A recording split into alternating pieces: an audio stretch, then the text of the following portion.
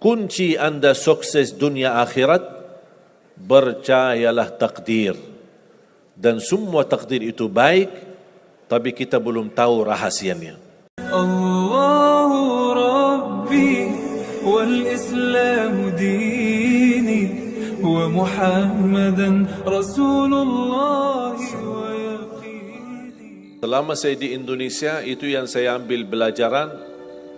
Kita orang Indonesia selalu harus dunia. Tidak ada akhirat sendiri. Dunia dan mau kaya di dunia kaya, selamat di dunia selamat. Jadi dunia itu harus dibawa. Kalau udah bahasanya akhirat, pasti orang bertanya, terus dunia kita gimana? Makanya begitu saya membaca sukses dunia akhirat, ini Indonesia ini.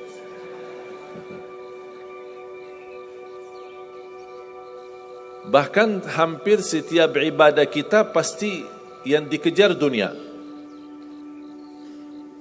Saya sudah dakwah sebelum di Indonesia, di mana-mana. Tapi baru pertama kali pas saya di Indonesia diminta amalan. Gimana supaya dapat amalan mudah kerja. Dapat amalan mudah urusan. Dapat amalan lancar rezeki. Dapat amalan. Jadi ujung-ujungnya semua untuk urus dunia. Makanya saya buatkan satu buku. Habis saya sudah fahami dan belajari karakter orang Indonesia. Orang Indonesia dah mau yang ribet-ribet. Mau yang mudah, yang enak dan masuk surga. Betul? Makanya saya buatkan satu buku 20 amalan mudah tapi pahalanya sangat menakjubkan. Mudah diingat, mudah dihafal, mudah diamalkan, tapi pahalanya sangat luar biasa.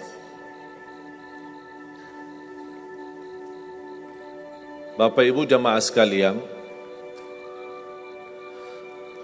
kalau benar-benar ingin Anda sukses dunia akhirat, harus kita percaya sepenuhnya takdir. Kuncinya di situ. Percaya sepenuhnya takdir.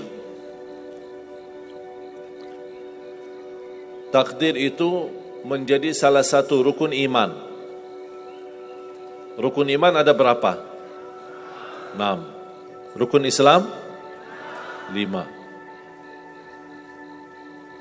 Salat berapa waktu? 5 atau 4? Yakin 5. Soalnya benar tak salat subuh.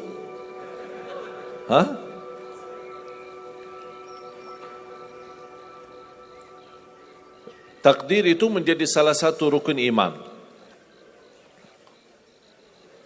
Tapi banyak di antara kita yang belum percaya sepenuhnya soal takdir. Dan kita sifat manusia, mohon maaf, suka tidak adil. Contoh, kalau Allah berikan karunia, nikmat, pertama kita lupa bersyukur. Yang kedua, kita tidak pernah berkata sama Allah, ya Allah kenapa aku dapat nikmat ini? Tapi sebaliknya, kalau kita diuji oleh Allah, kita kurang sabar, dan kita bertanya sama Allah, ya Allah kenapa saya diuji? Faham tak? Kalau kita dapat nikmat, ada enggak orang-orang yang lulus misal ujian, dia berkata, ya Allah kenapa saya lulus ujian? Tak pernah. Tapi kalau dia tidak lulus, dia bilang apa? Ya Allah kenapa saya tidak lulus? Ketika ditimpa musibah, dia selalu merasa nyesal atau merasa sakit hati, tersinggung. Berkata sama Allah, kenapa saya diuji? Padahal saya orang baik. Saya jaga salat, saya berusaha mendekat sama Allah. Tapi saya merasa bertambah berat ujiannya. Tapi sebaliknya, ketika diberikan nikmat, dia tidak pernah menyebutkan, ya Allah kenapa saya mendapatkan nikmat ini? Kayaknya si fulan lebih fantas mendapatkan nikmat. Itu tanda manusia tidak adil. Tidak bersikap adil. Makanya subhanallah, semakin anda mantap imannya terhadap takdir, semakin hidupmu jadi nikmat. Saya kasih contoh.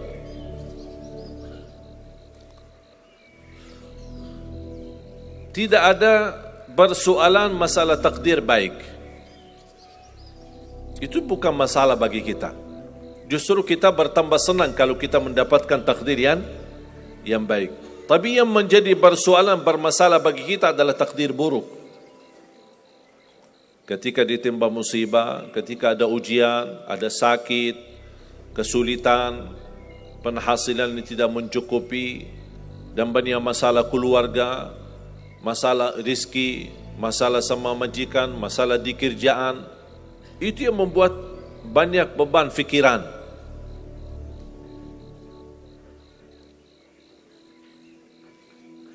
Tapi kita harus tahu, sebenarnya walaupun takdir itu ada baik, ada buruk, kenyataannya buruk, nampaknya buruk, tapi hakikahnya baik. Hakikahnya baik. Tapi kapan kita bisa tahu takdir yang buruk ini bisa menjadi baik bagi kita? Belum tentu sesaat terjadi ujian itu. Bisa jadi belakangan, bahkan bisa menjadi sekian lama baru kita tahu dan sadar ternyata takdir itu baik bagi kita.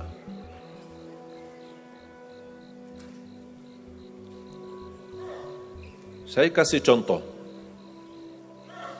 melalui cerita. Saya buatkan satu cerita ingin memberikan pesan kepada orang muslim, orang beriman, betapa besar karunia Allah dan pertolongan Allah melalui takdir. Ada seorang berdoa, dan saya yakin anda semua berdoa. Setiap berkesempatan, setiap salat, setiap sujud atau tahajud, duha, pasti anda semua berdoa. Ada yang diinginkan, ada yang hajat-hajat yang belum terkabul, belum tercapai. Bertemu orang salih, bertemu ulama, bertemu habib, minta didoakan, tolong doakan, semoga lancar urusan saya, semoga dapat jodoh, semoga insya Allah dapat keturunan, semoga hasil dan rezeki yang saya dapatkan menjadi berkah dan bermanfaat bagi saya dan keluarga. Ada orang berdoa kepada Allah Subhanahu Wa Taala. Mohon jamaah sekalian dengar cerita ini baik-baik, karena ada pesan hikmah yang kita bisa ambil.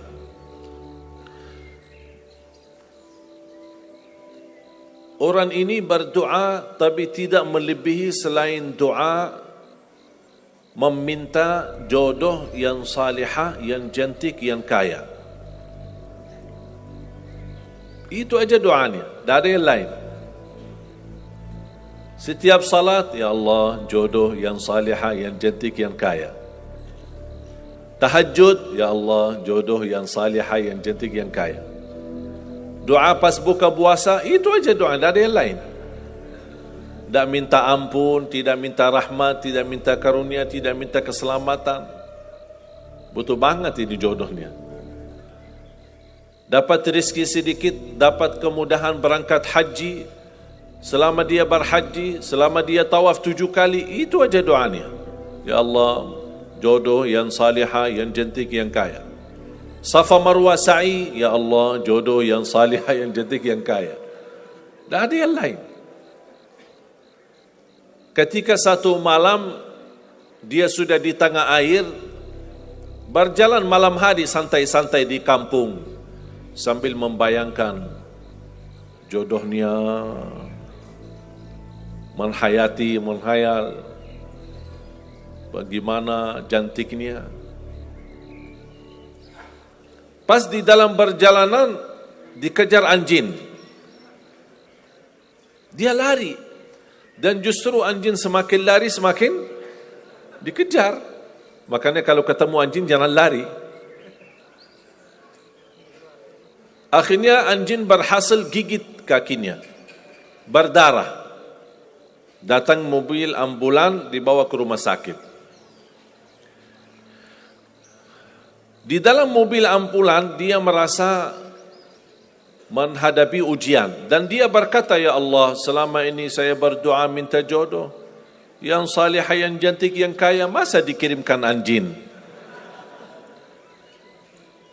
Dia belum tahu ada apa. Dan ini yang sering kita lakukan, terlalu cepat respon dan berkata yang tidak baik ketika kita diuji oleh Allah, sedangkan kita belum tahu apa yang akan terjadi sesudah itu.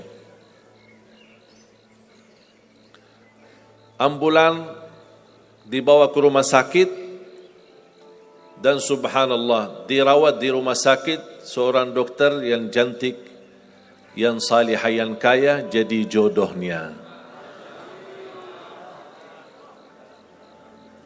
Ada hikmah enggak digigit anjing? Buruk enggak kejadian itu? Buruk, digigit anjing pasti buruk. Tapi ternyata di dalam keburukan Allah menyediakan sesuatu kebahagiaan, sesuatu kebaikan, tapi kita belum tahu. Ternyata Allah sudah kabulkan doanya. Allah sudah kabul. Cuman kadang-kadang proses menabulkan doa itu ada di antara doa kita yang memang prosesnya lewat takdir buruk. Allah sudah kabul. Kata Allah, aku sudah kasih. Tapi tunggu. Seperti ini orang, doanya terus, ya Allah jodoh yang salih, yang cantik, yang kaya, jodoh yang salih, yang cantik, yang kaya. Allah sudah kabulkan doanya, tapi jodohnya ada di rumah sakit. Berarti harus sakit dulu. Gimana cara sakit dulu? Allah punya bermacam cara, berbagai macam cara. Bisa sakit tiba-tiba sakit, bisa apa saja alasannya. Di antaranya tentara Allah yang ada di bumi, semua yang bernyawa makhluk Allah, batu dan taat kepada Allah Subhanahu wa taala. Di antaranya anjing. Allah perintahkan gigit si fulan biar ketemu jodohnya di rumah sakit. Jalanin tugas. Memang kita nyesal ketika terjadi kecelakaan, tapi kita tidak tahu apa hikmah di belakang kecelakaan itu. Dan sering saya bilang sama jemaah, mudah-mudahan Allah kabulkan semua hajat-hajatmu. Walaupun digigit, mau enggak digigit anjing dulu?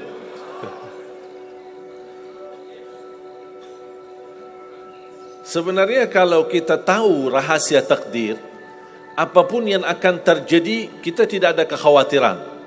Karena kita tahu sesudah ujian ini pasti ada sesuatu kebaikan. Dan yakini Bapak Ibu, Allah Subhanahu wa taala Maha baik. Allah tidak senang menyusahkan hambanya. Tapi kadang-kadang proses untuk menuju kebaikan ada kesulitan dan tantangan. Seperti cerita seorang bapa yang bercita-cita untuk berhaji. Saya bertemu seorang jamaah, usia sudah mungkin 80-an, 80 tahun lebih. Saya pas bertemu diceritakan ini marbot masjid, ahli masjid. Saya berdialog, bertahun-tahun Masya Allah, kerjaannya hanya lap-lap masjid, bersihkan masjid, jaga masjid. Saya berkata sama beliau, Pak, apa yang Bapak inginkan? Tahu enggak jawabannya apa? Saya ingin haji. Tapi saya orang tidak mampu. Doakan mudah-mudahan saya bisa haji. Saya bilang insyaAllah Pak, kalau soal haji, soal umrah, itu tidak tergantung dengan kemampuan. Ada orang yang tidak punya uang sama sekali, tapi dapat dipanggil bisa haji. Karena haji dan umrah itu hadiah dan panggilan Allah Subhanahu wa taala bagi hambanya. Bahkan justru ada orang yang banyak hartanya tapi tidak tertutup hatinya untuk ke tanah suci. Boleh kita bercita-cita, berkeinginan ke tanah suci, tapi jangan digantungkan persoalan ini masalah kemampuan. Nanti kalau saya ada uang, saya mau haji dan umrah. Belum tentu saat sudah ada uang, belum tentu haji dan umrah. Kalau belum dipanggil oleh Allah Subhanahu wa taala. Saya berkata sama beliau, Bapak kalau sudah saatnya dipanggil oleh Allah, pasti Bapak akan berhaji. Tiba-tiba saya menerima telefon dari anak beliau. Habis saya ketemu kira-kira beberapa bulan, saya terima telefon menyampaikan bapaknya kecelakaan. Kok gimana kecelakaan? Apa ceritanya? Dia bilang habis keluar dari masjid, pulang malam hari, nampaknya ada mobil, pas ayahnya lagi seberang jalan, ada mobil tidak memperhatikan, kemudian tabrak. Alhamdulillah tidak terlalu parah, cuman perlu dirawat di rumah sakit sedikit, sebentar. Saya ke sana, pergi. Rumah sakitnya di mana? Dikasih tahu alamatnya. Saya datang kunjung silaturahim. Pas beliau bertemu dengan saya, nangis dan pingin peluk saya. Dan terus saya tanya gimana? Kata beliau, ada cerita yang istimewa terjadi sama saya. Ternyata orang yang menabrak beliau, orang yang kaya.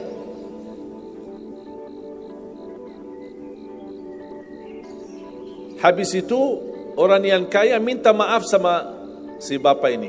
Mohon maaf Pak Haji, mohon maaf Pak Haji. Beliau tambah nangis. Orang kaya bingung, ya kenapa sih setiap mohon maaf, malah nangis dia. Ditanya, kenapa Pak nangis? Sakit? Tidak, karena Bapak dari tadi bilang Pak Haji, sedangkan saya belum haji. Tertutup hati orang yang kaya, yang dia sediakan biaya haji dan bisa berangkat. Dan kata beliau, betul apa yang disampaikan ketika pertama kali bertemu. Kalau sudah saatnya dipanggil oleh Allah, pasti bisa ke tanah suci. Walaupun ditabrak mobil. Berarti intinya apa? Apa yang saya ingin sampaikan, jangan ada yang merasa menolong atau merasa sakit hati atau merasa tersinggung ketika menghadapi ujian. Merasa belum terkabul keinginannya, Allah sudah kabulkan. InsyaAllah tidak ada di antara kita yang ditolak doanya. Cuman kita mohon maaf kadang-kadang buru-buru, ingin selalu semuanya cepat. Kadang-kadang kalau terlalu cepat apa yang kita inginkan kita dapat, itu bahaya juga. Dan Allah ingatkan, kalau manusia, Allah tidak sulit menjadikan manusia semuanya kaya. Kalau sekarang saya bertanya, mau enggak semuanya jadi orang kaya? Pasti mau, siapa yang tidak mau? Coba bayangkan, kira-kira sulitlah bagi Allah menjadikan semua manusia di bumi kaya raya? Sulit tidak? Tapi pertanyaan saya, kira-kira berjalan hidup kita enggak kalau kita semuanya kaya? Bisa berjalan lancar? Masa enggak? Semuanya kaya raya. Gimana kehidupan kita sehari-hari? Berjalan lancar tidak? Kenapa tidak? Saking banyak kekayaannya. Kalau semuanya kaya, memang sulit menjalani kehidupan. Contoh, cari supir, siapa yang mau supirin kita? sama-sama kaya. Datang minta tolong sama teman. Boleh enggak ini cariin supir? Aku aja lagi cari supir, dah dapat.